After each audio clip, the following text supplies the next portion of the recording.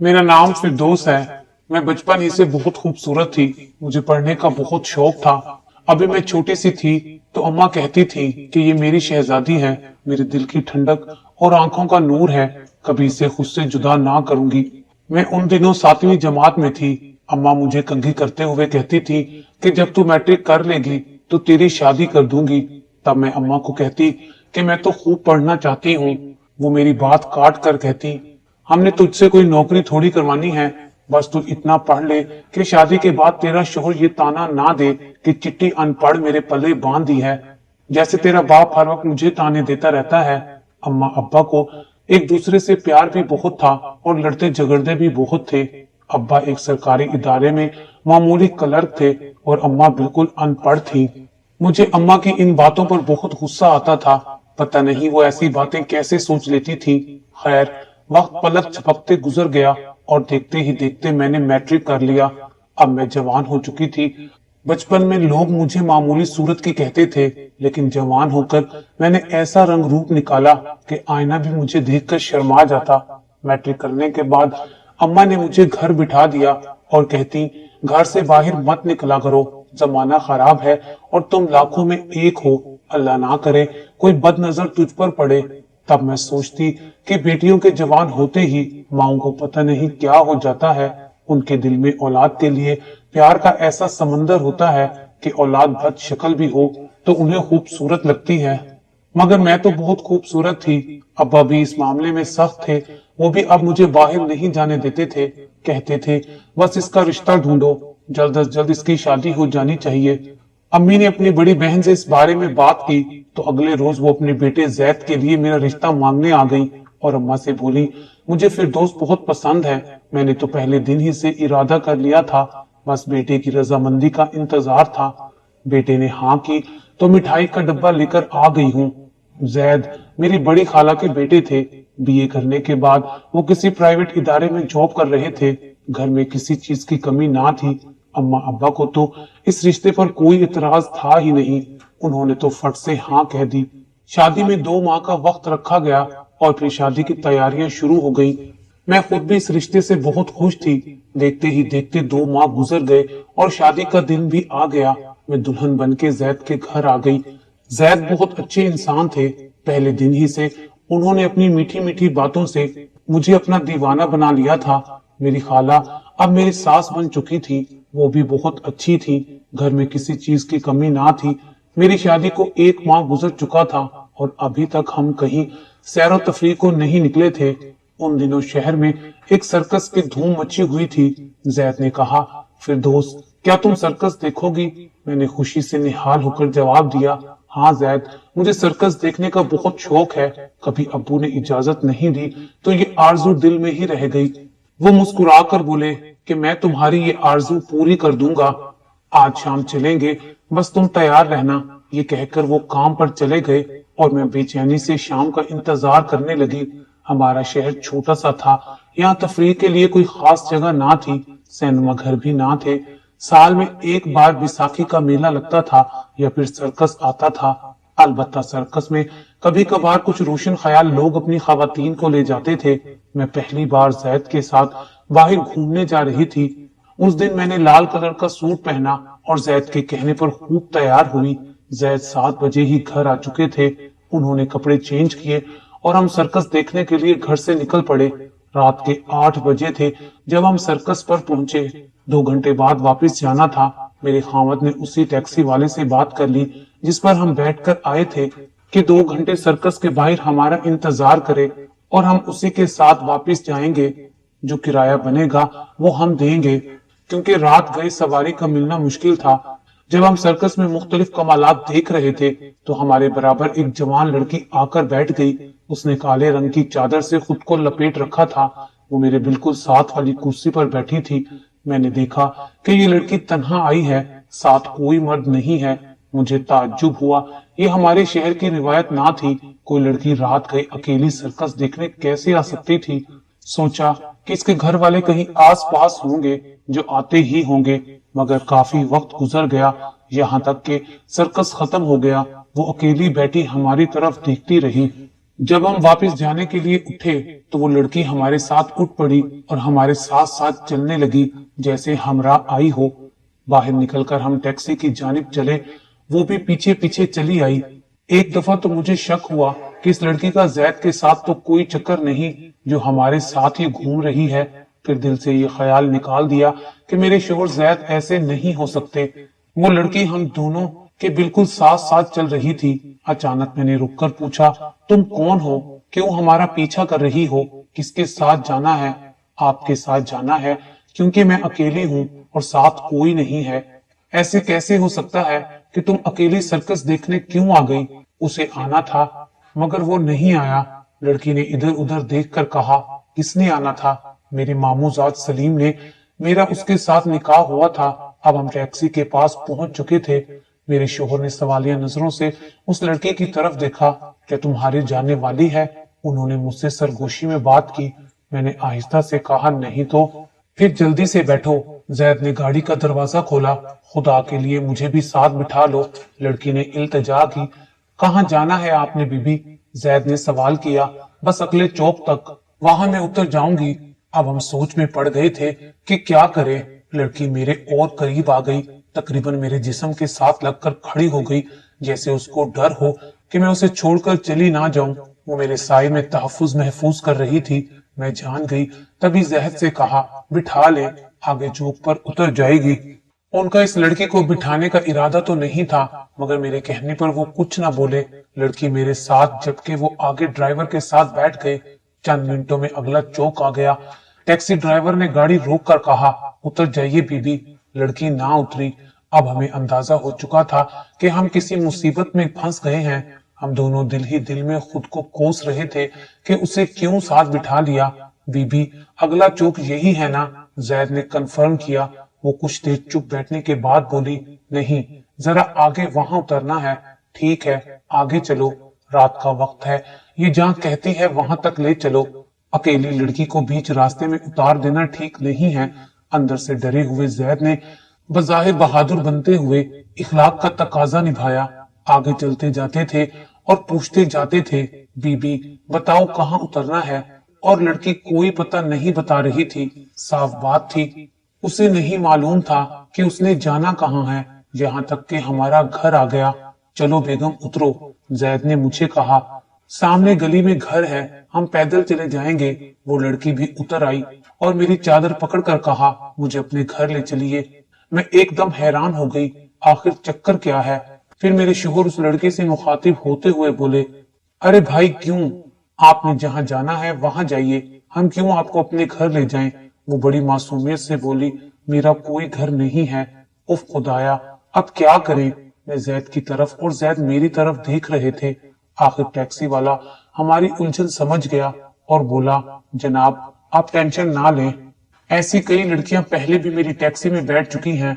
ये बहुत चालबाज होती हैं, मैं खूब जानता हूँ इनको कहाँ उतारना होता है। आप शरीफ लोग हैं, आप इसकी बातों में हरगिज ना आए। आप जाइए, मैं इस लड़की को अपने साथ ले जाता हूँ, आगे जहाँ कहेगी पहुंचा दूंगा। नहीं नहीं, कहकर वो लड़की रोने लगी। खुदा के लिए ऐसा मत करे, मैं उस तरह की लड़की नहीं हूँ, मुझे किसी के हवाले ना करें, बस मुझे अपने घर ले चले, मैं सुबह होते ही चली जाऊंगी। जो ही हम टैक्सी से उतरे, वो भी जल्दी से उतर गई। मुझे उस पर तरस आ गया और मैंने जैद से कहा, हो सकता है बेचारी मजबूर हो, हमें इस वक्त एक नौजवान लड़की को ऐसे अकेला नहीं छोड़ना चाहिए। आप इसे घर ले चलिए, कल देखेंगे।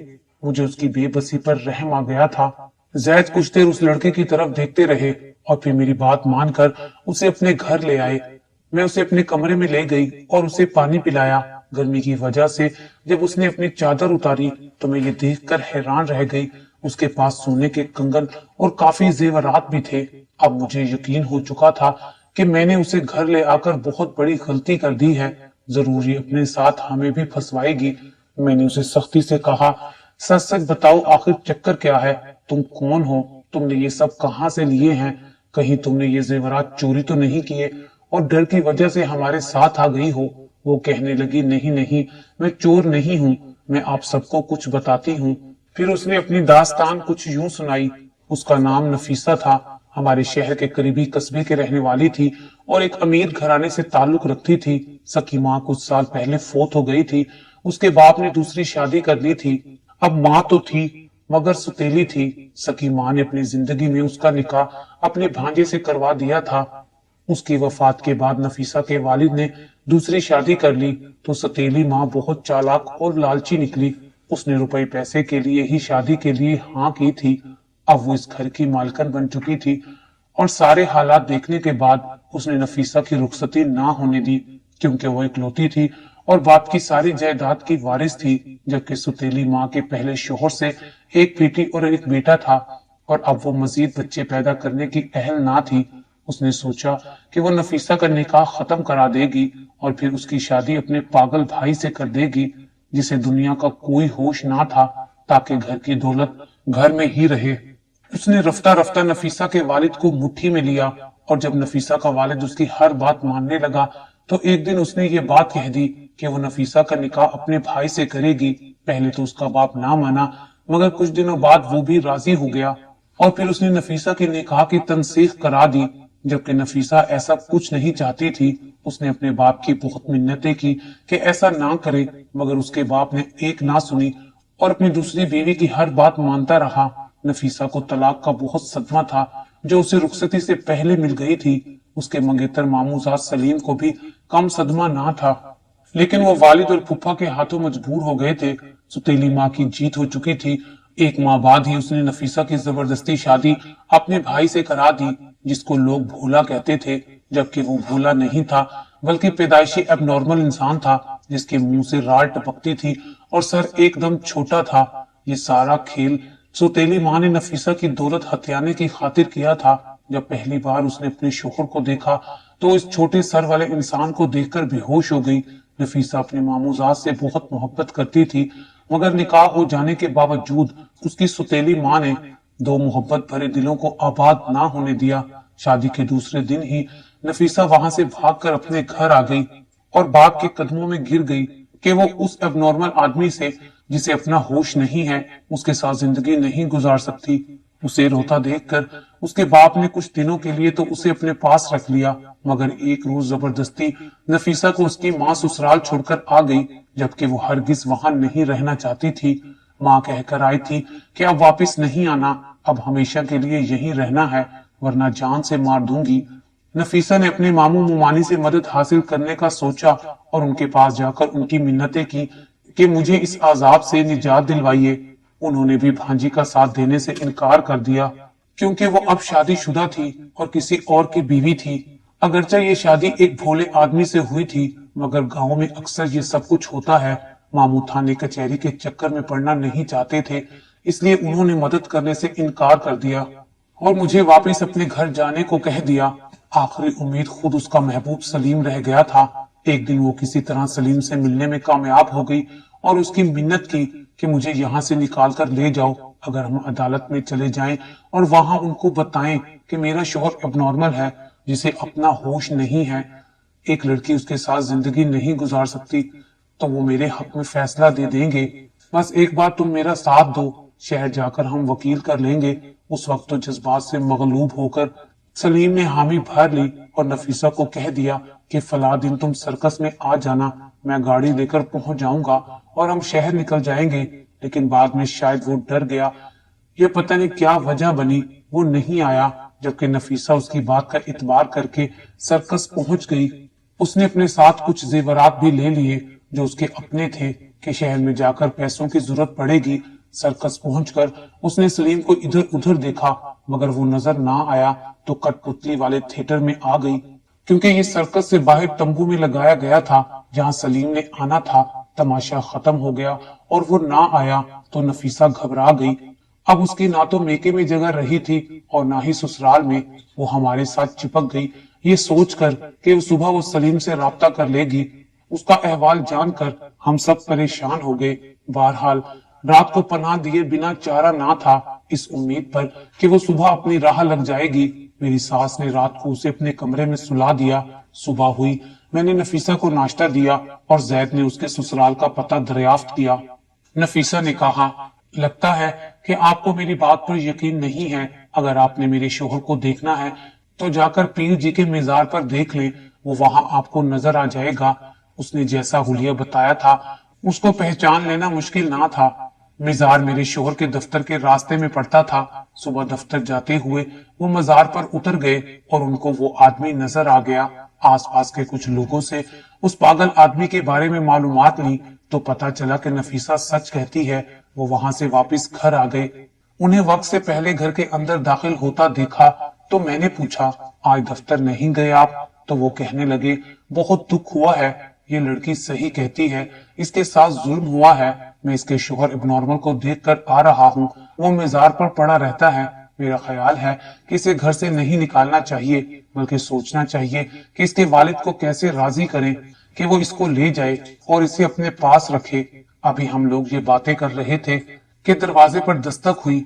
वही टैक्सी वाला जो हमें पिछले शब सर्कस से घर पहुंचाने आया था, एक शख्स के साथ हमारे दरवाजे पर मौजूद था। मालूम करने पर पता चला कि वो शख्स नफीसा का बाप है, जो बेटी को ढूंढते ढूंढते यहाँ तक पहुंचा था। उसने अपना तारुफ करवाया और ससुर साहब ने उसको अंदर बिठाकर तवाजा की और बताया कि आपकी बेटी रात से हमारे घर पर है, शुक्र है महफूज है।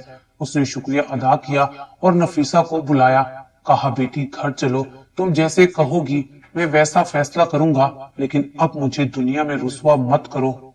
नफीसा किसी सूरत बाप के साथ जाने पर राजी ना हुई। उसने कहा, बाबा जान, आपने जो फैसला करना है इसी घर में इन्हीं लोगों के सामने करें। मैं हरगिज उस घर में कदम नहीं रखूंगी जहां आपकी दूसरी बीवी की हुक्मरानी है।